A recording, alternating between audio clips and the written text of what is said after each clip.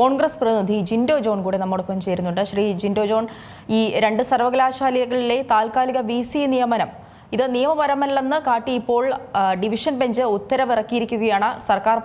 സർക്കാർ നൽകുന്ന ഒരു റിപ്പോർട്ടിന്മേലാകണം ഈ നിയമനങ്ങളൊക്കെ നടക്കേണ്ടത് എന്നാണ് ഇപ്പോൾ കോടതിയും പറഞ്ഞു വെക്കുന്നത്. താങ്കൾ എങ്ങനെയാണ് ഈ ഒരു വിധിയെ നോക്കിക്കാണുന്നത്?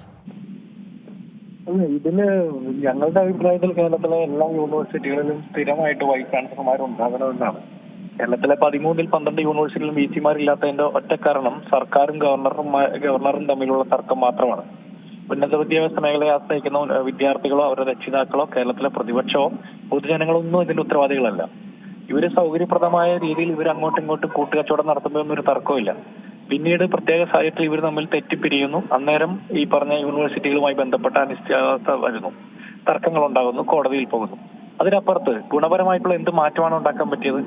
ഏകദേശം 2500ഓളം സർട്ടിഫിക്കറ്റുകൾ ഒപ്പിടാതെ യൂണിവേഴ്സിറ്റികളിൽ ഇരിക്കുന്നു. VC-മാരില്ല, ഗവൺമെന്റ് കോളേജുകളിൽ പ്രിൻസിപ്പൽമാരില്ല. ഇത് താൽക്കാലിക VC-മാരുടെ കാര്യം മാത്രമാണല്ലോ. കേരളത്തിലെ 66 സർക്കാർ ഗവൺമെന്റ് കോളേജുകളിൽ എന്തുകൊണ്ടാണ് പ്രിൻസിപ്പൽമാരില്ലാത്തത്? മറുപടി പറയണ്ടേ? കഴിഞ്ഞ വർഷം MG യൂണിവേഴ്സിറ്റിയിൽ മാത്രം 55% സീറ്റുകളാണ് വേക്കന്റ് ആയി കിടന്നത്. ഉത്തരവാദികൾ ആരാണ്? കേരള യൂണിവേഴ്സിറ്റിയിൽ 40% സീറ്റുകൾ വേക്കന്റ് ആണ്.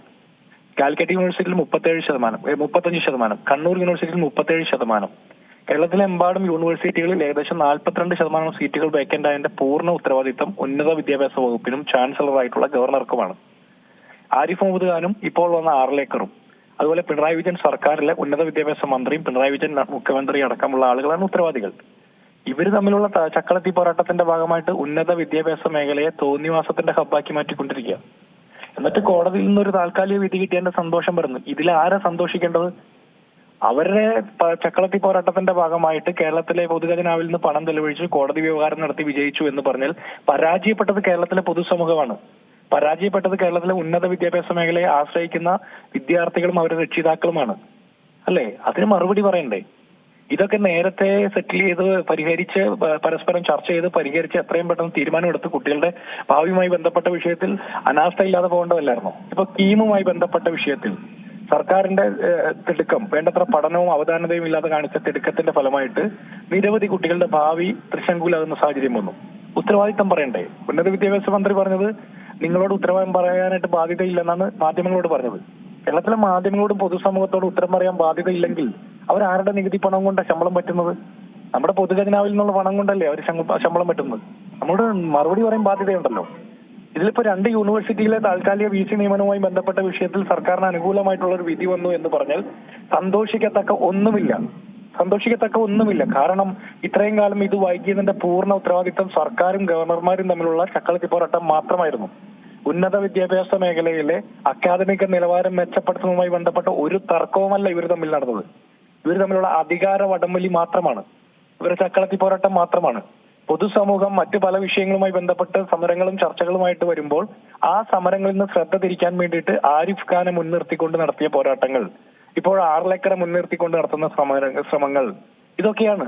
അല്ലാതെ വിദ്യാർത്ഥികളുടെ വിഷയവുമായി ബന്ധപ്പെട്ട് സർക്കാർ അനുകൂല സംഘടനയായിട്ട് CPM-നോ SFI-ക്കോ DYFI-ക്കോ കേരളത്തിലെ LDF-ന് എന്തെങ്കിലും നിലപാടുണ്ടോ? ഒരു നിലപാടും ഇല്ല. അതുകൊണ്ട് ഇതൊരു സന്തോഷിക്കേണ്ട ഒരു മുഹൂർത്തമാണെന്ന് ഞാൻ വിചാരിക്കുന്നില്ല. കേരളത്തിലെ യൂണിവേഴ്സിറ്റികൾ ഇതുപോലെ തോന്നിവാസത്തിന്റെ ഹബ്ബാക്കി മാറ്റിയത് ഇവരാണ്. 1970-കളിലാണ് കേരള മോഡൽ എന്ന് പറഞ്ഞ ടേം കോയിൻ ചെയ്തത്. 70-കൾ വരെ ഈ സംസ്ഥാനം ആകെ 6 വർഷം 2 മാസം മാത്രമാണ് CPM-ഉം CPI-യും ഭരിച്ചിട്ടുള്ളൂ. ബാക്കി മുഴുവൻ കാലം 23 വർഷത്തിനിടയ്ക്ക് ബാക്കി മുഴുവൻ കാലവും കേരളം ഭരിച്ചത് കോൺഗ്രസ് നേതൃത്വം നൽകുന്ന സർക്കാരുകളാണ്. അപ്പൊ കേരള മോഡൽ എന്ന് പറഞ്ഞ കൺസെപ്റ്റ് വരുന്നത് വിദ്യാഭ്യാസ രംഗത്തും പൊതുജനാരോഗ്യ രംഗത്തുമുള്ള ലോകോത്തര മാതൃക എന്നുള്ള രീതിയിലാണ്.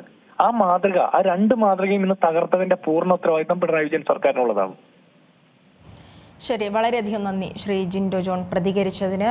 ഏറ്റവും പുതിയ വാർത്തകളും വിശേഷങ്ങളും വിരൽത്തുമ്പിലറിയാൻ Zee മലയാളം ന്യൂസ് എല്ലാ ഡിജിറ്റൽ പ്ലാറ്റ്ഫോമുകളിലും ലഭ്യം.